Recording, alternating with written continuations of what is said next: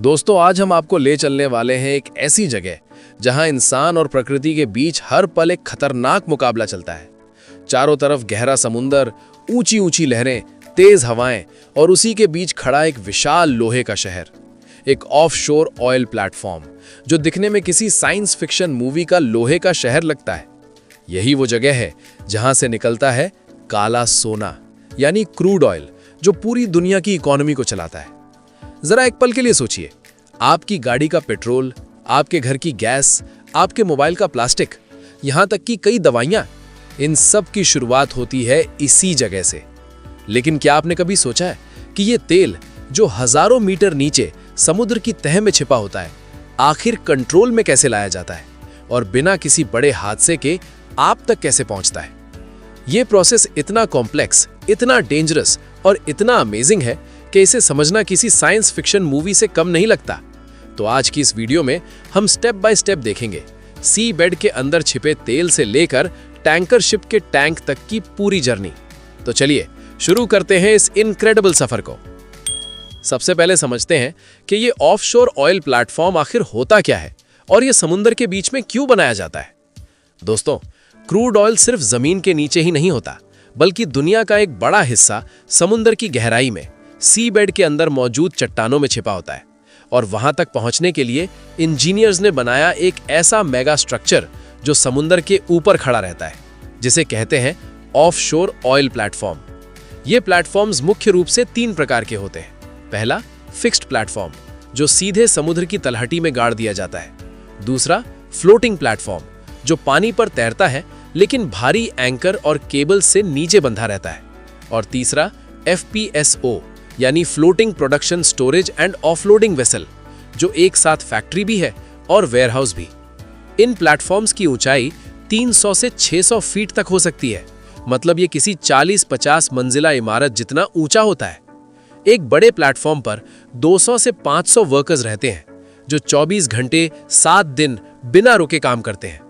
यहाँ hospital, helipad, gym, kitchen, dining hall सब कुछ मौजूद होता है, क्योंकि ये लोग हफ्तों या महीनों तक घर नहीं जा पाते। और सबसे हैरान करने वाली बात, ये प्लेटफॉर्म्स इतने मजबूत होते हैं कि 30 मीटर तक ऊंची लहरें और कैटेगरी 5 तूफान भी इन्हें आसानी से हिला नहीं पाते। एक प्लेटफॉर्म बनाने में 5 से 10 बिलियन डॉलर तक का खर्च आता है, यानी हजारों करोड़ रुपए।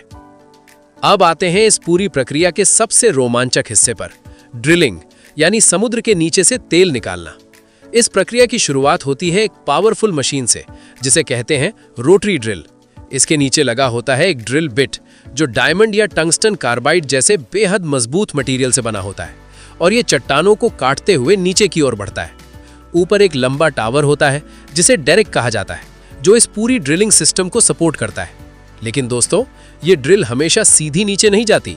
इसे इंजीनियर्स बेहद सटीक कंट्रोल के साथ अलग अलग दिशाओं में मोड़ते हैं, जिसे कहते हैं डायरेक्शनल ड्रिलिंग। इसकी मदद से एक ही प्लेटफॉर्म से कई किलोमीटर दूर तक फैले ऑयल रिजर्वायर तक पहुंचा जा सकता है। अब जैसे जैसे ड्रिल नीचे जाती है, वैसे वैसे एक खास तरह का लिक्विड भी नीचे भेजा जाता है, जिसे कहते हैं ड्रिलिंग मड। ये कोई साधारण कीचड़ नहीं होता, बल्कि ये एक इंजीनियर्ड केमिकल मिक्सचर होता है। ये 3 बहुत महत्वपूर्ण काम करता है। पहला, ड्रिल बिट को ठंडा रखना। दूसरा, उसे लुब्रिकेट करना। और तीसरा, अंदर के प्रेशर को कंट्रोल करना। लेकिन इसके अलावा इसका एक और कमाल का काम है। जब ये मड नीचे जाता है तो चट्टानों को काटकर उनके छोटे छोटे टुकड़े अपने साथ ऊपर लेकर आता है। और इन्हीं टुकड़ों को देखकर इंजीनियर्स ये समझते हैं कि नीचे कौन सी लेयर्स मौजूद हैं और तेल मिलने की संभावना कितनी है। ड्रिलिंग की गहराई 1000 से 5000 मीटर तक हो सकती है। ये ड्रिलिंग इतनी गहराई तक जाती है कि अगर आप उस दूरी को सीधा खड़ा कर दें तो ये दुनिया के ऊंचे ऊंचे पहाड़ों को भी पीछे छोड़ देती है। पहले पार होता है समुद्र का पानी, फिर सी बेड की कठोर चट्टानें और फिर कई जियोलॉजिकल लेयर्स, और आखिरकार ड्रिल पहुंचती है उस रिजर्वायर तक जहां तेल छिपा होता है। लेकिन जैसे ही ड्रिल इस रिजर्वायर तक पहुंचती है, एक बहुत बड़ा खतरा पैदा होता है, जिसे कहते हैं ब्लो आउट, यानी अचानक बहुत ज्यादा प्रेशर के कारण तेल और गैस का बेकाबू होकर बाहर फूट पड़ना। सोचिए, हजारों मीटर नीचे दबा हुआ तेल और गैस जब अचानक निकलने की कोशिश करता है तो उसका प्रेशर इतना ज्यादा होता है कि वो मोटी स्टील पाइप्स को भी फाड़ सकता है और एक पल में पूरा प्लेटफॉर्म आग के गोले में बदल सकता है। इसी खतरे से बचने के लिए लगाया जाता है BOP यानी ब्लो आउट प्रिवेंटर। ये एक विशाल वाल्व सिस्टम होता है जो इमरजेंसी में पूरी वेल को तुरंत बंद कर सकता है। अब जब वेल तैयार हो जाती है तो शुरू होता है एक्सट्रैक्शन यानी तेल को जमीन के अंदर से बाहर निकालना। कई बार अंडरग्राउंड प्रेशर इतना ज्यादा होता है कि तेल खुद ही ऊपर आने लगता है। इसे कहते हैं नेचुरल फ्लो, यानी जमीन के अंदर मौजूद प्रेशर ही तेल को ऊपर धकेल देता है। बिल्कुल वैसे जैसे किसी बोतल को हिलाकर खोलो तो पानी खुद बाहर आ जाता है। लेकिन जब प्रेशर कम हो जाता है तो इंजीनियर्स सबमर्सिबल पंप्स या गैस इंजेक्शन तकनीक का उपयोग करते हैं ताकि तेल का फ्लो जारी रखा जा सके।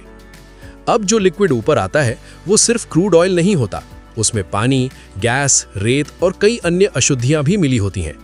इन्हें अलग करने के लिए इस्तेमाल होता है 3 फेज सेपरेटर। ये एक बड़ा टैंक होता है जिसके अंदर फ्लो की स्पीड को काफी धीमा कर दिया जाता है ताकि भारी पानी नीचे बैठ जाए, हल्का तेल ऊपर आ जाए और सबसे हल्की गैस ऊपर अलग हो जाए। यानी यहाँ ग्रेविटी खुद एक नेचुरल फिल्टर की तरह काम करती है। गैस को या तो जला दिया जाता है जिसे फ्लेयरिंग कहते हैं, या पाइपलाइन के जरिए कहीं और भेज दिया जाता है। पानी को ट्रीट करके समुद्र में छोड़ा जाता है या फिर दोबारा नीचे इंजेक्ट किया जाता है और शुद्ध क्रूड ऑयल आगे स्टोरेज के लिए भेज दिया जाता है। अब बारी आती है स्टोरेज की। इसके लिए इस्तेमाल होता है FPSO। ये एक विशाल जहाज जैसा स्ट्रक्चर होता है। ये कोई साधारण जहाज नहीं बल्कि समुद्र के बीच तैरता हुआ एक चलता फिरता ऑयल वेयरहाउस है जो प्लेटफॉर्म के पास ही खड़ा रहता है। इसकी लंबाई 250 से 330 मीटर तक हो सकती है और ये लाखों बैरल तेल स्टोर कर सकता है। इसके अंदर कई बड़े बड़े टैंक होते हैं। हर टैंक एक अलग कमरे की तरह होता है जिसमें लाखों लीटर तेल जमा रहता है और ये पूरा सिस्टम समुद्र की लहरों के साथ हल्का हल्का मूव करता रहता है। हर टैंक में सेंसर लगे होते हैं जो टेम्परेचर, प्रेशर और लेवल को लगातार मॉनिटर करते हैं। अब आता है इस पूरी यात्रा का सबसे इंटेंस हिस्सा, टैंकर शिप का आगमन। दूर समुद्र में एक विशाल जहाज दिखाई देता है, धीरे धीरे प्लेटफॉर्म की ओर बढ़ता हुआ। ये होता है VLCC यानी very large crude carrier. 330 metre लंबा, 60 मीटर चौड़ा, एक चलता फिरता तेल का पहाड़। इस दौरान टैंकर और प्लेटफॉर्म के बीच लगातार रेडियो कम्युनिकेशन होता है। हवा की दिशा, समुद्री धाराएं, स्पीड, हर चीज को माइक्रो लेवल पर मॉनिटर किया जाता है। फिर मरीन पायलट्स इस जहाज को बिल्कुल सही पोजीशन में लाते हैं। इसके बाद शुरू होता है मूरिंग। भारी स्टील रोप्स से जहाज को FPSO से बांधा जाता है और हर मूवमेंट को मिलीमीटर लेवल पर कंट्रोल किया जाता है, क्योंकि समुद्र में एक छोटी सी गलती भी बहुत बड़ा हादसा बन सकती है। अब आता है सबसे एपिक मोमेंट जिसका पूरा प्लेटफॉर्म इंतजार कर रहा होता है, क्रूड ऑयल लोडिंग। जैसे ही कंट्रोल रूम से सिग्नल मिलता है, तेल ट्रांसफर करने से पहले सभी पाइप्स को ग्राउंड किया जाता है ताकि कोई भी स्टैटिक इलेक्ट्रिसिटी एक खतरनाक स्पार्क में न बदल सके। फिर शुरू होते हैं विशाल पंप्स और धीरे धीरे काला सोना FPSO के टैंक से निकलकर टैंकर के अंदर भरना शुरू हो जाता है। ये प्रोसेस 24 से 48 घंटे तक चलता है। हर सेकंड मॉनिटरिंग, हर लीटर का हिसाब, और जब टैंकर पूरी तरह भर जाता है तो डॉक्यूमेंट साइन होते हैं जो बिलियंस डॉलर के ट्रांजैक्शन को पूरा करते हैं। और फिर धीरे धीरे मूरिंग लाइंस हटती हैं और वो विशाल जहाज तेल से लदा हुआ क्षितिज की ओर बढ़ जाता है। अब ये जा रहा है रिफाइनरी की तरफ, जहां से बनेगा पेट्रोल, डीजल, प्लास्टिक और कई जरूरी प्रोडक्ट्स। तो दोस्तों, अगली बार जब आप पेट्रोल पंप पर खड़े हों तो एक पल के लिए जरूर सोचिएगा कि ये सिर्फ एक फ्यूल नहीं है, बल्कि हजारों लोगों की मेहनत, रिस्क और एडवांस टेक्नोलॉजी का नतीजा है, जो समुद्र के बीच हर दिन हर रात काम कर रहे हैं ताकि आपकी दुनिया चलती रहे। आपके घर में कौन कौन सी ऐसी चीज है जो क्रूड ऑयल से बनी हुई हो सकती है, कमेंट में जरूर बताएं। तो दोस्तों, अगर आपको ये जानकारी पसंद आई हो तो इस वीडियो को लाइक जरूर कीजिए और अपने दोस्तों और परिवार के साथ शेयर करना बिल्कुल ना भूलें। आप अगली वीडियो किस टॉपिक पर देखना चाहते हैं, हमें कमेंट में जरूर बताइए। और ऐसे ही ज्ञानवर्धक और दिलचस्प वीडियो देखने के लिए हमारे चैनल को सब्सक्राइब जरूर करें और बेल आइकन दबाना न भूलें।